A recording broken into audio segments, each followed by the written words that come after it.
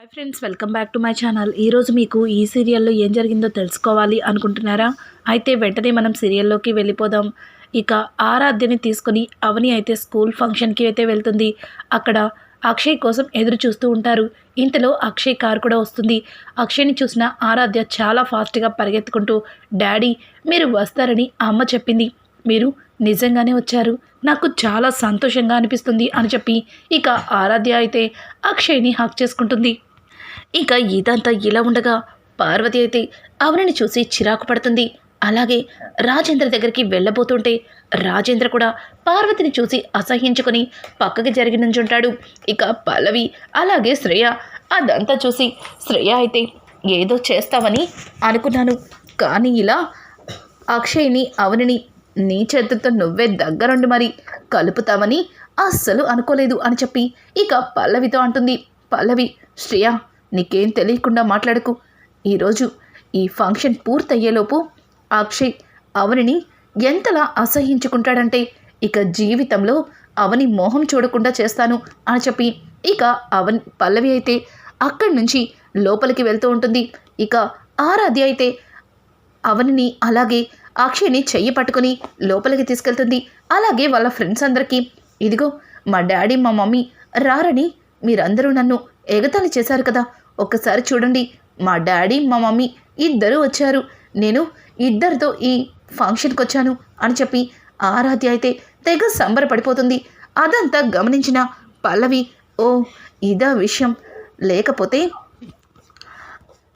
ఆరాధ్య ఇంతలాగా పట్టుపట్టడానికి కారణం ఇదా, కానీ ఆరాధ్యకి ఎన్ని తెలివితేటలు లేవు, ఆరాధ్య వెనక ఎవరున్నారు, నిజంగానే అవనిని ఆరాధ్యని ఇలా చెయ్యమని నేర్పించిందా అన్నట్టుగా ఇక పల్లవి అనుకుంటూ ఆరాధ్య దగ్గరికి వెళ్తుంది. ఆరాధ్య, ఈ పేరెంట్స్ మీటింగ్కి మీ మమ్మీని డాడీని రమ్మని పిలవడానికి అట్లా వెళ్ళిపోవడం ఏంటమ్మా అని అంటుంటే, పిన్ని నేను వెళ్ళటం కాదు, నన్ను తీసుకెళ్ళింది బాబాయ్ కదా, నీకు తెలీదా అని చెప్పి ఆరాధ్య అయితే తన ముద్దు ముద్దు మాటలతో పల్లవికి నిజం చెప్పేస్తుంది. ఓ అయితే వదిన్ని అన్నయ్యని కలపడానికి ఆ తింగరోడు వేసిన ప్లానా, ఇక ఆ తింగరోడిని వీళ్ళందరి ముందు ఎట్లా తిట్టిస్తానో చూడండి అని చెప్పి ఇక పల్లవి అనుకుంటూ అక్కడి నుంచి లోపలికి వెళ్తుంది. ఇక ఇంతలో అక్కడ మీటింగ్ అయితే మొదలవుతుంది. ఆ మీటింగ్లో టీచర్స్ అయితే ఒక్కొక్క గిఫ్ట్ని అనౌన్స్ చేస్తూ ఆరాధ్యని ఫస్ట్ వచ్చిందని చెబుతూ ఉంటారు. ఇక ఆరాధ్య అయితే ఆ మీటింగ్లో తనకి వచ్చిన ప్రైజ్ అన్నింటినీ కూడా తీసుకుని తెగ సంబరపడిపోతూ ఉంటుంది. ఇక ఫైనల్గా చదువు విషయంలో కూడా ఆరాధ్య ముందుండడంతో ఇంకా అవనిని అలాగే అక్షయ్ని స్టేజ్ మీదకి పిలిచి అందరి ముందు సన్మానం చేస్తాడు. ఇంత మంచి స్టూడెంట్కి పేరెంట్స్గా ఉన్న మిమ్మల్ని చూస్తుంటే మాకు చాలా గర్వంగా ఉంది, ఎప్పుడు కూడా మీరు మీ అమ్మాయిని ఇట్లాగే ఎంకరేజ్ చేయాలి అని చెప్పి ఇక టీచర్స్ అందరూ కలిసి అవనిని అలాగే అక్షయ్ని పొగిడేసి ఇద్దరికి కలిపి ఒకే దండని వేసి ఇక సన్మానం చేస్తారు. అది చూసిన పార్వతి కోపంతో రగిలిపోతుంది. ఇక అక్కడే ఉన్న రాజేంద్ర గట్టిగా చప్పట్లు కొడుతూ, చూసావా పార్వతి, నువ్వు నా కోడల్ని కొడుకుని విడతీయాలి అనుకున్నావు, కానీ ఆ దేవుడే వాళ్ళని ఏదో ఒక రకంగా కలుపుతున్నాడు, తన కూతురే వాళ్ళమ్మని నాన్నని ఒక్కటి చేస్తుంది అని అంటుంటే, ఇది మీకు కలగానే మిగిలిపోతుంది మావయ్య గారు, అది నేనుండగా జరగదు, ఇంత సంతోషంగా మీరు మీ మనవరాలు కోరుకున్నట్టు కొడుకు కొడలు కలుస్తారని ఎదురు చూస్తున్నారు కదా, ఆ ఎదురు చూపుగానే మిగిలిపోతుంది, అసలు వీళ్ళంటూ లేకపోతే నాకు ఎట్లాంటి ప్రాబ్లం ఉండదు అని చెప్పి ఇక పల్లవి అయితే పక్కకి వచ్చి చక్రధర్కి కాల్ చేస్తుంది. డాడ్, ఇక్కడ ఫంక్షన్ అయిపోతుంది, ఇంకెప్పుడు నువ్వు నీ ప్లాన్ని అమలు చేసేది అని అంటుంటే, బేబీ ఆల్రెడీ మన వాళ్ళు అక్కడే ఉన్నారు, నువ్వేం కంగారు పడకు అని చెప్పి ఇక చక్రధర్ కాల్ కట్ చేస్తాడు. పల్లవి చుట్టుపక్కల మొత్తం చూడటంతో నిజంగానే అక్కడ చక్రధర్ పెట్టిన మనుషులు కనిపిస్తారు. ఇక పల్లవి వాళ్ళ దగ్గరికి వెళ్ళి, ఏంటి అలా చూస్తున్నారు, మీరు చెయ్యవలసింది చెయ్యండి అని అంటుంటే, మేడం మీరు ఇక్కడే ఉన్నారని మేము ఆగుతున్నాం, మీరు కాస్త పక్కకి వెళ్తే ఇక మేం చేయాల్సింది మొదలు పెడతాం అని చెప్పి ఇక వాళ్ళైతే పల్లవితో అంటారు. ఏంటి, నేను ఇక్కడి నుంచి పక్కకి వెళ్ళాలని ముందే చెప్పచ్చు కదా అని చెప్పి పల్లవి అయితే ఇంకా అక్కడి నుంచి బయటకు వెళ్తూ ఉంటుంది. ఇంతలో శ్రేయ, ఏమైంది పల్లవి, ఎక్కడికి వెళ్తున్నావు అని అంటుంటే, సారీ శ్రేయ, నాకు ఇక్కడ కూర్చుంటే ఉక్కపోతగా ఉంది, కాసేపు కారులో ఏసీ వేసుకుని కూర్చుంటా అని చెప్పి ఇక పల్లవి అయితే అక్కడి నుంచి వెళ్ళి కారులో కూర్చుంటుంది. అప్పటికే కారులో కమల్ కనిపిస్తాడు. కమల్ని చూసిన పల్లవి కంగారు పడుతూ, బావా నువ్వేంటి ఇక్కడున్నావు అని అంటుంటే, నువ్వెందుకు వచ్చావో నేను కూడా అందుకే వచ్చాను అని చెప్పి ఇంకా కమల్ అయితే పల్లవితో అంటాడు.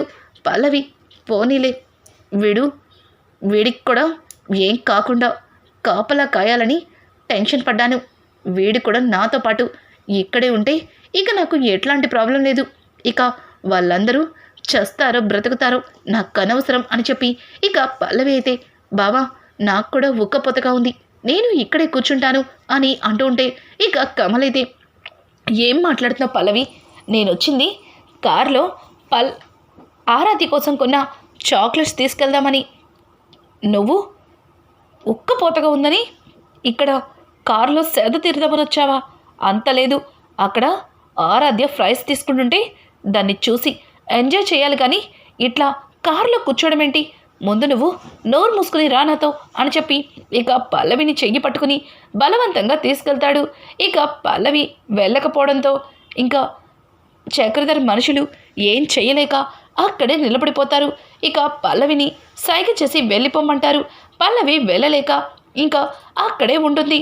ఇంకా ఇంతలో చక్రధర్ కాల్ చేసి, బేబీ ఏంటమ్మా, వాళ్ళందరికీ ఎన్ని డబ్బులిచ్చి తీసుకొచ్చానో తెలుసా, కానీ ఇలా నా ప్లాన్ మొత్తాన్ని రివర్స్ చేస్తావని అస్సలు అనుకోలేదు అని అంటుంటే, సారీ డాడ్, ఇక్కడ ఈ తింగరుడు వాడితో పాటు నన్ను కూడా ఇక్కడే కూర్చోపెట్టాడు, పైగా నేను ఎక్కడ వెళ్ళిపోతానని నా చెయ్యి పట్టుకొని అస్సలు వదిలిపెట్టట్లేదు అని చెప్పి ఇక పల్లవి అయితే చక్రధర్తో మాట్లాడుతుంది. ఇక చక్రధర్ ఏమీ చెయ్యలేక వాళ్ళ మనుషుల్ని అక్కడి నుంచి వచ్చేయమని చెప్తాడు. ఇక మొత్తానికైతే ఆరాధ్య స్కూల్ ఫంక్షన్ తను అనుకున్నట్టుగానే అవని అలాగే అక్షయ్లతో పూర్తవుతుంది.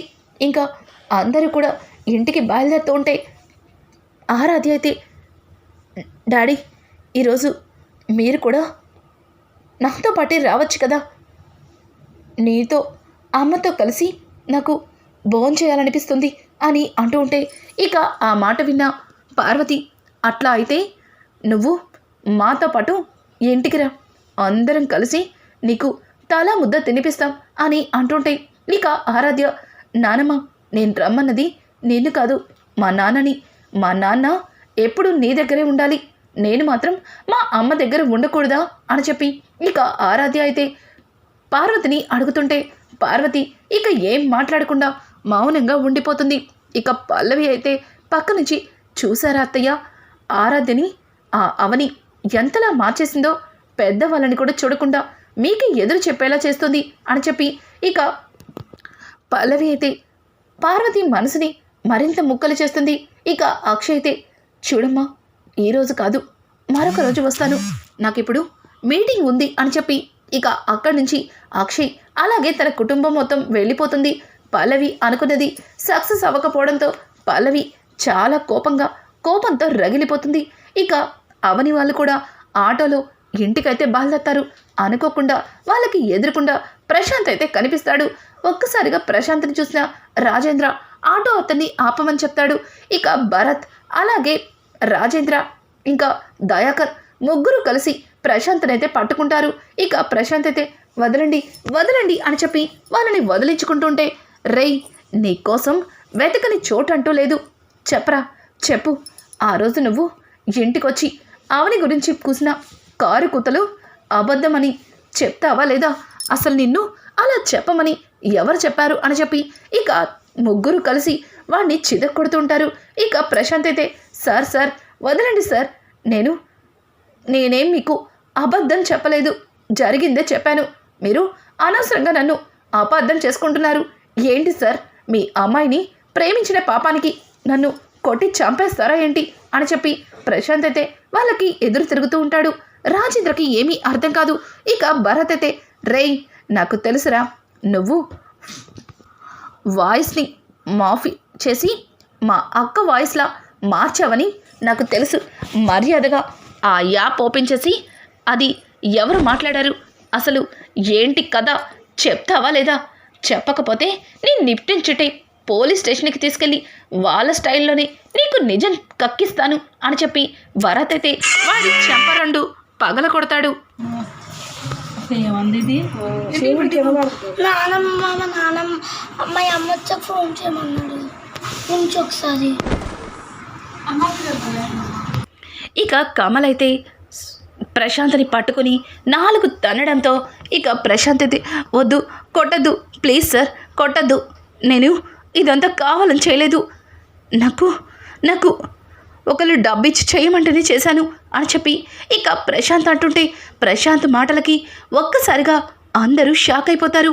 ఇక రాజేంద్ర అయితే ఎవరు నీకు డబ్బు ఇచ్చింది అని అంటుంటే అది అది అది అది అని తడబడుతూ ఉంటే భరత్ మళ్ళీ ప్రశాంత్ని ఒక్క దెబ్బ వేస్తాడు. ఒక్కసారిగా ప్రశాంత్ సార్ మీకు దండం పెడతాను సార్, కొట్టద్దు సార్, చెప్తాను సార్, నేను ఇదంతా కావాలని చేయలేదు. ప్రణతిని ప్రేమించడం అనేది ఒక ట్రాప్. ప్రణతితో ఎంజాయ్ చేశాను, తర్వాత తను బోర్ కొట్టింది, కానీ ప్రణతి బ్యాక్గ్రౌండ్ తెలిసి భయపడి దుబాయ్ పారిపోయాను.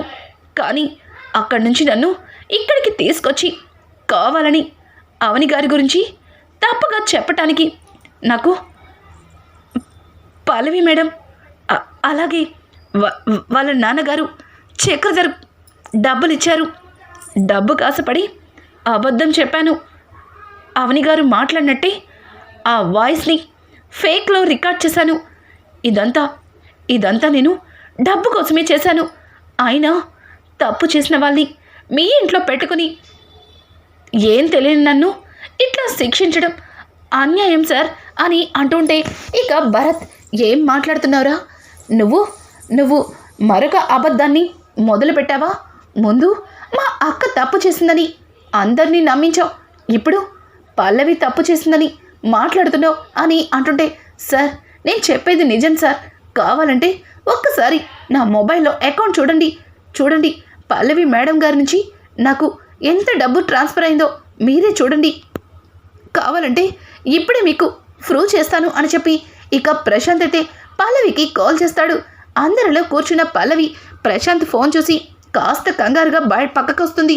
ఇక పల్లవి ఫోన్ లిఫ్ట్ చేసి రేయ్ ఈడియట్, నీకెన్నిసార్లు చెప్పాను నువ్వు ఫోన్ చేయొద్దని, కావాలంటే నేనే చేస్తానని చెప్పాను కదా, అయినా నిన్నే నీకు ఇవ్వాల్సిన డబ్బు ఇచ్చాను కదా, మళ్ళీ ఏంటి అని అంటుంటే మేడం నేను ఫోన్ చేసింది డబ్బుల కోసం కాదు, మీరేమో నన్ను మీ అవసరం కోసం వాడుకున్నారు, కానీ ఇక్కడ మీ వాళ్ళందరూ నన్ను చంపేస్తానని బెదిరిస్తున్నారు అని అంటుంటే ఒక్కసారిగా పల్లవి కంగారు పడుతూ కాల్ కట్ చేస్తుంది.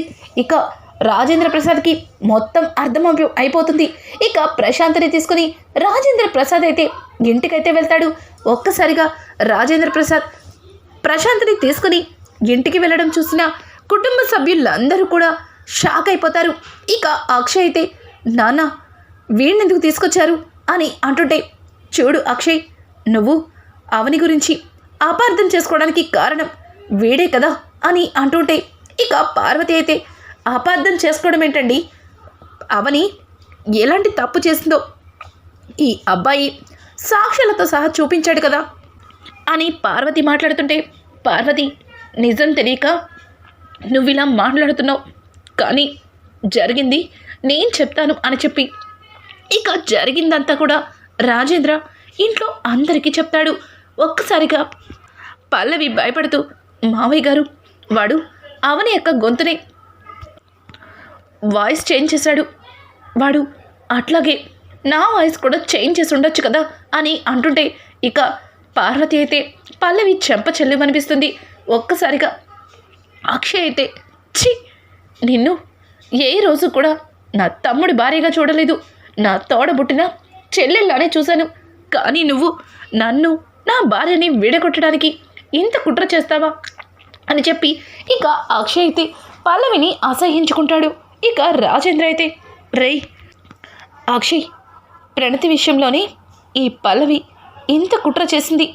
మరి ఇంట్లో జరుగుతున్న గొడవలన్నింటికీ కారణం కూడా ఈ పల్లవి ఏమో అని నాకు అనుమానంగా ఉంది అని అంటూ ఉంటే ఇక ఇంతలో శ్రీకర్ ముందుకొచ్చి, అవును నాన్న, ఇన్ని రోజులు ఈ నిజాన్ని మీతో చెప్పకపోవడానికి కారణం వదినికిచ్చిన మాట కోసమే మీ అందరి దగ్గర ఈ నిజాన్ని దాచిపెట్టాను.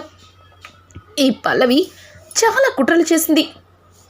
వదిన్ని ఇంటి నుంచి వెళ్ళగొట్టడానికి ఒక విధంగా ఈ పల్లవినే కారణం. అలాగే లాయర్ దగ్గరికి వెళ్ళి వీలునామాని మార్చి వదిన తప్పు చేసినట్టుగా అందరినీ నమ్మించింది. ఇక ప్రణతి విషయంలో ఈ ప్రశాంత్తో కలిసి ఇంత నాటకమాడి ఇంత కుట్ర చేస్తుందని మేమెవ్వరం ఊహించలేకపోయాం అని చెప్పి ఇక శ్రీకర్ అయితే పల్లవిని అసహ్యించుకుంటాడు. ఇక అక్కడే ఉన్న శ్రేయ అయితే పల్లవి దగ్గరకు వచ్చి, చివరికి ఆడపడుచు జీవితాన్ని నాశనం చేస్తావా? ఎన్ని రోజులు నువ్వు చేసేదంతా కరెక్ట్ అని గుడ్డిగా నమ్మి నీకు సపోర్ట్ చేశాను. కానీ నువ్వు దేవత లాంటి అవని అక్క మీద ఎన్ని కుట్రలు చేస్తావా? ఇన్ని రోజులు నువ్వు చెప్పేది అబద్ధమని తెలియక నేను నిన్ను గుడ్డిగా నమ్మానని శ్రేయ కూడా ఇక పల్లవిని అసహ్యించుకుంటుంది. ఇక కమల్ అయితే మామూలుగా కాదు, తన ఉగ్ర రూపమే చూపిస్తాడు. తల్లి లాంటి నా వదిన్ని ఇంటి నుంచి వెళ్ళకొడతావా? నా వదిన మీద ఇన్ని కుట్రలు చేస్తావా? నా తోడ పుట్టిన చెల్లెల జీవితాన్ని నాశనం చేస్తావా? నిన్ను చంపేస్తానని పక్కన ఉన్న ఇక టీపాయి పల్లవి మీదకి ఎత్తాడు. ఇక పెద్దావిడైతే అడ్డం వచ్చి, రే కమల్, ఏంట్రా, ఏం చేస్తున్నావురా? అది తప్పు చేసింది, కానీ అది కడుపుతో ఉందిరా, కాస్త ఆగరా అని చెప్పి ఇక పెద్దావిడ అడ్డం పడుతుంటే, ఒసే ముసలి, మర్యాదగా అడ్డం లేకపోతే ముందు నిన్ను చంపి తర్వాత దీన్ని చంపుతాను అని చెప్పి ఇక కమల్ అయితే ఆవేశపడుతుంటాడు. ఇంతలో అక్కడికి అవని అయితే వస్తుంది. అవనితో పాటు కుటుంబ సభ్యులందరూ కూడా వస్తారు. ఇక అవని అయితే, కన్నయ్య దించు కిందకి అని చెప్పి ఇక అవని అయితే కమల్ చేతిలో ఉన్న ఆ టీపాయిని కిందకి దింపిస్తుంది. ఏంటి కన్నయ్య, ఏంటి ఆవేశం? అసలు నువ్వు ఏం చేస్తున్నావో నీకేమన్నా అర్థమవుతుందా అని చెప్పి ఇక కమల్ని నచ్చ చెప్పి శ్రీకర్ దగ్గరికి వస్తుంది. శ్రీకర్, నీకు ముందే చెప్పాను కదా ఈ నిజాన్ని బయట పెట్టద్దని. ఎందుకు ఇలా చేసావు? చూసావుగా, నాకు తెలుసు ఇట్లాంటి గొడవలే జరుగుతాయని.